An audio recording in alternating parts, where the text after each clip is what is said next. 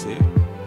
man maay directeur administratif et financier de l'école privée Cheikh Anta Diop bi nekk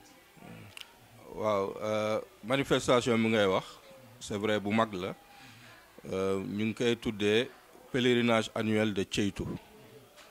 Ceytu mooy dëkk bi nga xam ne suñu parrain Cheikh Anta Diop tëdd na foofu fa la juddee fa la tëdd fa lañ ko delloo it mu wuyu ji boromam alors Ceytu dafa di dëkk boo xam ne mu ngi ci Bawol mu ngi ginnaaw Bambey yoonu Gaawaan soo passé Gaawaan fa la ne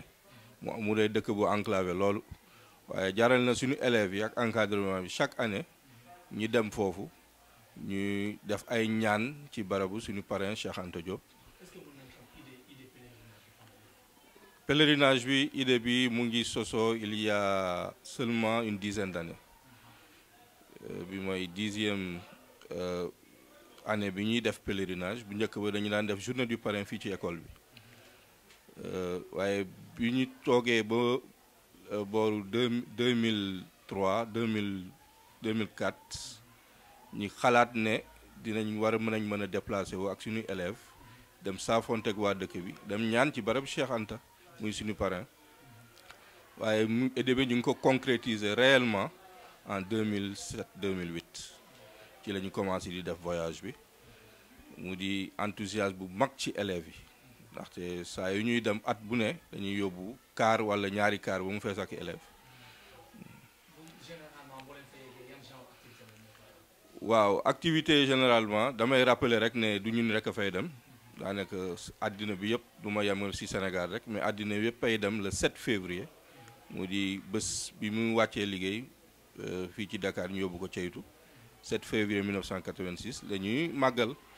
waaye suñ koy màggal nit ñi fu ne la ñuy jóge muy Dakar muy ci région yi muy ci bitim réew ba ci États-Unis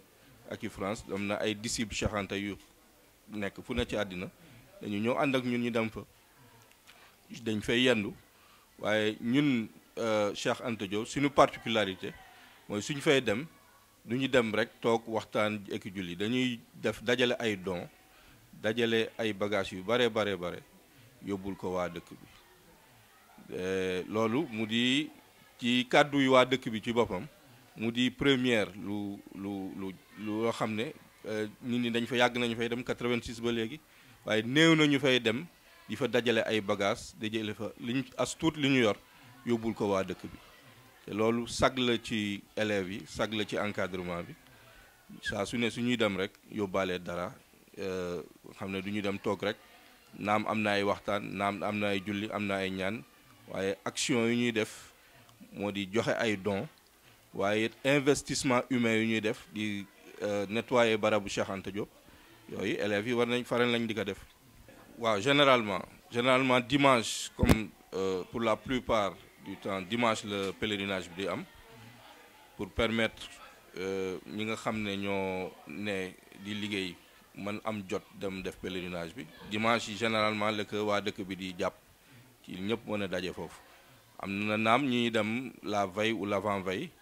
dem di def ay pèlerinage ñu dox ko ñaari fan wala ñetti fan waaye ñun comme ay élèves la ñu yor ay xale yu ndaw lañ jafe na ñu fay fanaan waaye yendu bi rek la ñuy farataal suñu demee ci suba toog ba ngoon ñu jógee fa ñibbisi mes parents yi ils sont très enthousiastes d'ailleurs ñoo ñuy accompagner souvent dañu ànd ak ñun dem ci pèlerinage bi non seulement dañuy bàyyi seen doom yi dem souvent sax dañuy limiter place yi waaye élèves yi dañuy xataraayu pour dem dañ koy yemale nag ci élèves de la 6e à la terminale élèves élémentaires ñu épargner leen parce que voyage bi dafa xaw a metti waaye saa su ñuy dem élèves yi dañuy dem parents d'élèves yi dañuy dem ba ci anciens élèves yi am nañ benn association ñoom dañuy def délégation ànd ak ñun. waaw état daray Cheikh Anta umpul état Cheikh Anta da di personnalité bu mag a mag sagu Sénégal sagu Afrique bi yëpp ndax lu mu liggéey ci àddina si donc état mënul umpale lépp lu jëm ci Cheikh Anta. xanaa kay lu ñuy wax mooy est-ce que ñu ngi def li leen war loolu mooy wax ji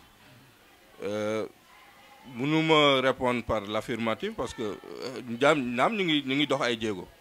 parce que daaw rek am na président de la République am na jéego yu mag yu mu def yoo xam ne pour mën a permettre dëkk bi anniversaire bu ñuy def lors du 30e anniversaire du décès de Cheikh Anta Diop état bi joxe yoo fa ne wax koppar yu takku pour manifestation yi te manifestation yi def nañ ko tout le long de l'année bu daaw rax ci dolli état bi jël ay engagement pour li nga xam ne Cheikh Anta jàngale na ko bind na ko ci ay téere ñu fexe ba dugal ko ci programme scolaire yi loolu ay jéego yu mag a mag la mosuloon am état jël engagement am def ko naam ñu ngi xaaragum loolu ñu matérialiser ko concrètement dans les programmes scolaires mais loolu avancé bu mag la waaye lii nga xam ne moom la ñuy Cheikh Anta yelloo des na lu bare lu état war a def te defagu ko te ñu ngi leen ci ñaax ñu ngi leen ci encouragé dynamique bu baax la ñu enclenché nañu defal dëkk bi li mu soxla déjà en termes d'infrastructure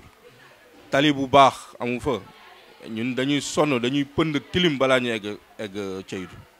suñu oto dina ngiroo ci suuf si dinañ daj coono bu ne balaa ñuy egg ci dëkk bi loolu c'est pas du tout normal te dëkk bi jooytu na ko ay yoon am nañ ay promesses yu ñu am mais jamais matérialisées d'ailleurs ñun avec d'autres responsables des disciples de Cheikh Anta ñu ngi xalaat xool ndax mën nañ lancer benn pétition bu yegg ba ci état pour ñu def fa tali à part tali am na yeneen infrastructure de base yu dëkk bi soxla nañ centre de santé bu équipé soxla nañ ay mbirum ndox hydraulique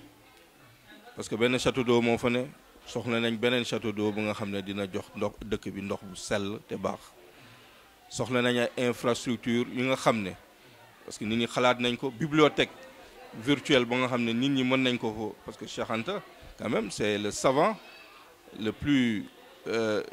qui a été le plus diplômé de toute l'Afrique qui a été le plus prolifique de toute l'Afrique te loolu rek fi mu tëdd jaar na ci mbirum xam-xam ñu def fa benn centre de recherche yoo nga xam ne dina fàttali nit ñi fàttali ndaw yi ne kii tëdd fii kat jot na ci def nii ak nii te ñun fas yéene nañ ca yeggali donc yooyu ay infrastructure la yoo xam ne ñu ngi koy ñaan état jàppale ñu si waaye ñu ngi ñaan yëpp kuy bonne volonté muy si fii Sénégal ci bitim réew ñu jàpp si parce que état mënul def lépp tam ba li nga xam ne Cheikh Anta mu ngi ko doon séntu bu ñu koy wax nañ ko delloo ceytu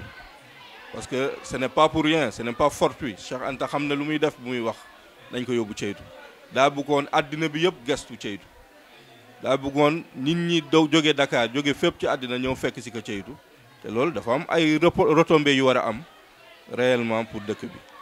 donc le message boobu la ñuy lancé ñu soobu ci ñaan ci yeneen volonté soobu ci ba dëkk bi am lu mu yelloo